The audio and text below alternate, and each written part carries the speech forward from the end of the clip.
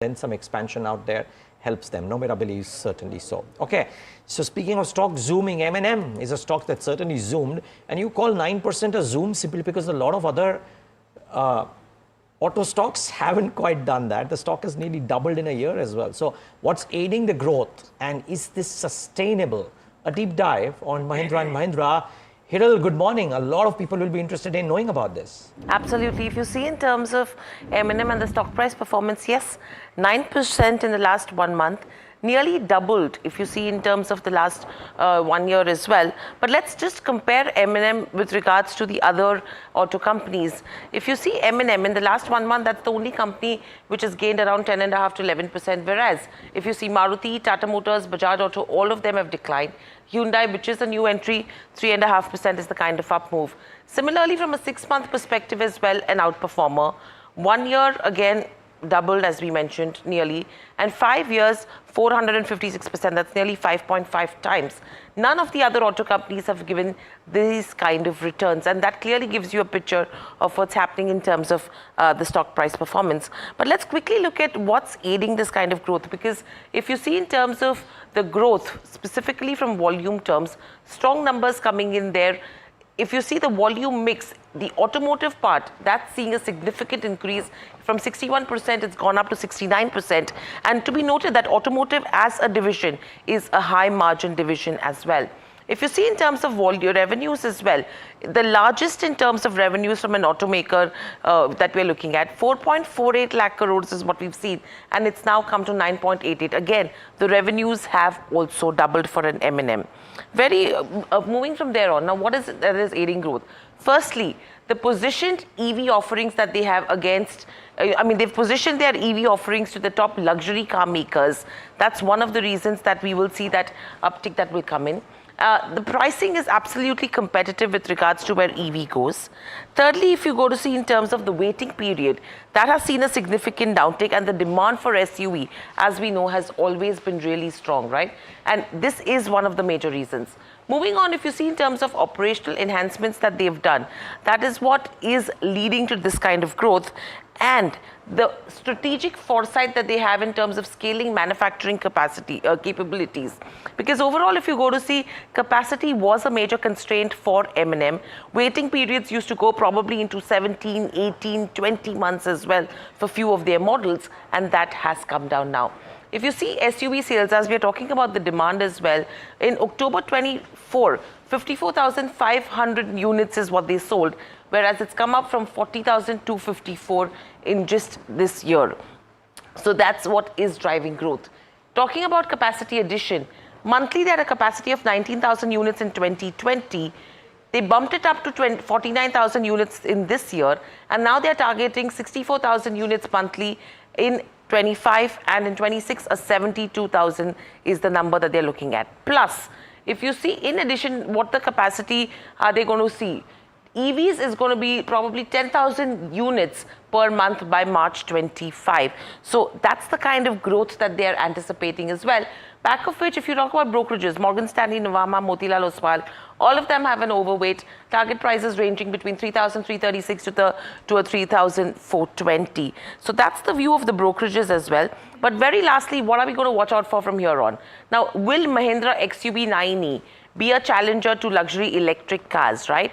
Because that is going to be a key from here on, because they are betting really big on EV. 2, whether they are able to meet their capacity addition plans as well, because if that does not happen, your sales will again slow down in the SUV space. And thirdly, how much further can M&M reduce the waiting period for the SUV? So these are key things investors should be watching out for. Brokerages so far, with what the management has said and the performance, have been absolutely upbeat. For that, 𝗗𝗶𝗀𝗶𝗺𝗃, it is the fastest growing company with about 15 to 17% volume growth, especially at a time when most other auto companies have been faltering. Even in terms of tractor demand for M&M, there's been a bounce back on back of a very healthy monsoon that the rural part of the country has seen. But while we are discussing M&M and the outlook for that, 𝗗𝗶𝗃 of course highlighted what you want to watch out for and why this has been such a significant wealth creator for investors. Let's also hear out of हमारी दिया में इनका पूरा दिन EV pair and capacity expansion plans. Let's hear him out. We just thought, the Born Electric was more an internal terminology as we started thinking of what's the best way to express this to customers. We believe electric origin is much easier for everyone to understand. It's like, okay, this originated as an electric. It is not a carryover of anything. It's a new skateboard which is completely flat. The battery goes on it, so you release a lot of space. You are able to optimize performance fully. So it's really electric origin. So that's really a more customer-friendly expression of what it is. Okay. And I believe has enabled to enjoy the donuts the way you did. All right, thank you. So let's talk about the new company, the Mahindra Electric Automobile Limited, which is going to sit under the Mahindra umbrella. How are the numbers going to be reported for this particular business? Yeah, so Tushar, just for investors and media to understand our numbers better, we will report our ICE numbers and EV numbers separate. So it's very clear, you can see the margins for ICE products as different than EVs. One of the reasons, apart from the fact that they're different legal entities, is that the EV margin is not comparable to ICE.